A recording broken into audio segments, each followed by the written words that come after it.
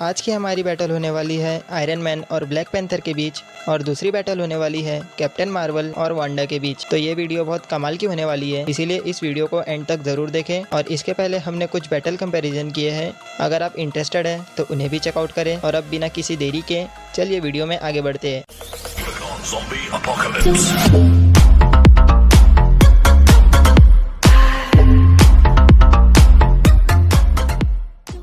तो सबसे पहले बात करते हैं आयरन मैन और ब्लैक पैंथर की बैटल के बारे में। तो टोनी स्टार्क एक बिजनेसमैन है, लेकिन एक दिन टोनी किडनैप हो जाता है और वहां से निकलने के लिए टोनी मार्क 1 आर्मर बनाता है और वहां से चला जाता है। लेकिन टोनी यही नहीं रुकता, उसने अपने आर्मर को टाइम के साथ अपग्रेड किया और करीब 15 साल में टोनी अपने लिए 85 आर्मर बना चुका था। और अब बात करते हैं ब्लैक पैंथर की। तो ब्लैक पैंथर एक टाइटल है जो कि वकांडा के किंग को दिया जाता है, क्योंकि ब्लैक पैंथर का काम है वकांडा की रक्षा करना। और रही बात वाइब्रेनियम की, तो वाइब्रेनियम से बना एक मीटियोर वकांडा पर आ गिरा था और एक दिन एक वॉरियर हार्ट शेप हब खा लेता है, जिसकी वजह से वो बहुत पावरफुल बन जाता है और वो वॉरियर आगे जाके वकांडा का पहला ब्लैक पैंथर बना। और अब शुरू करते हैं इनको कंपेयर करना। तो सबसे पहले बात करते हैं इंटेलिजेंस की। तो टोनी स्टार्क 20 साल की उम्र से ही स्टार्क इंडस्ट्री को संभाल रहा था और अपनी टेक का यूज करके टोनी ने कई सारे इन्वेंशन किए हैं। और दूसरी ओर टिचाला MCU में ज्यादा स्मार्ट नहीं है। हाँ, टिचाला की फाइटिंग इंटेलिजेंस ज्यादा अच्छी है, लेकिन जब बात आती है टेक्नोलॉजी को समझने की,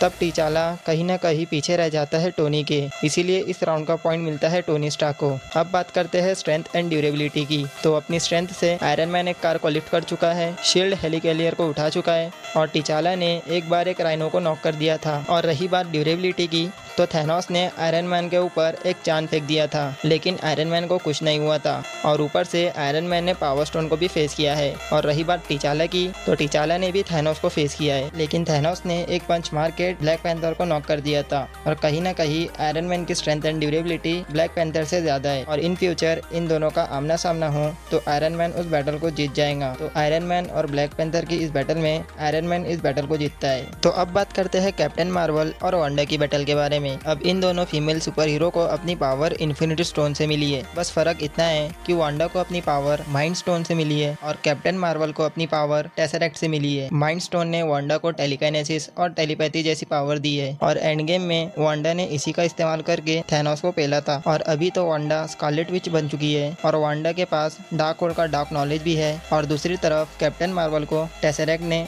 सुपर स्पीड और एनर्जी बीम दी है और कैप्टन मार्वल की हीलिंग एबिलिटी एक नॉर्मल ह्यूमन से ज्यादा है। और अगर ये दोनों आपस में फाइट करे तो कैप्टन मार्वल की ड्यूरेबिलिटी और बैटल एक्सपीरियंस उसके लिए एक एडवांटेज बन जाएगा। लेकिन अब स्कारलेट विच सिर्फ टेलीपैथी और टेलीकाइनेसिस तक नहीं है, वो अब रियलिटी को भी चेंज कर सकती है। और वांडा अब इस लेवल की पावर होल्ड करती है कि सिर्फ डॉक्टर स्ट्रेंज और एंशिएंट वन जैसे सॉर्सरर उसे बराबरी की टक्कर दे सकते हैं। कैप्टन मार्वल पावरफुल है, लेकिन ये बंदी एक रियलिटी मैनिपुलेटर से कैसे लड़ेंगी। लेकिन एक हद तक कैप्टन मार्वल स्कारलेट विच को टफ फाइट दे सकती है, लेकिन वांडा की टेलीकाइनेसिस और माइंड कंट्रोलिंग पावर और रियलिटी को चेंज करने की एबिलिटीज कैप्टन मार्वल को दिक्कत हो सकती है। इसीलिए ये अगर बैटल करे तो 10 में से 7 बार वांडा इस बैटल की विनर होंगी। तो कैप्टन मार्वल और स्कारलेट विच की इस बैटल में स्कारलेट विच इस बैटल को जीतती है। तो ये थी आज की बैटल वीडियो। आपको ये वीडियो कैसी लगी मुझे कमेंट करके ज़रूर बताएं। और अगर आप किसी और कैरेक्टर की बैटल चाहते हैं तो वो भी कमेंट करें। इस वीडियो को यहीं एंड करते हैं और मैं मिलता हूँ आपको किसी और बैटल वीडियो में।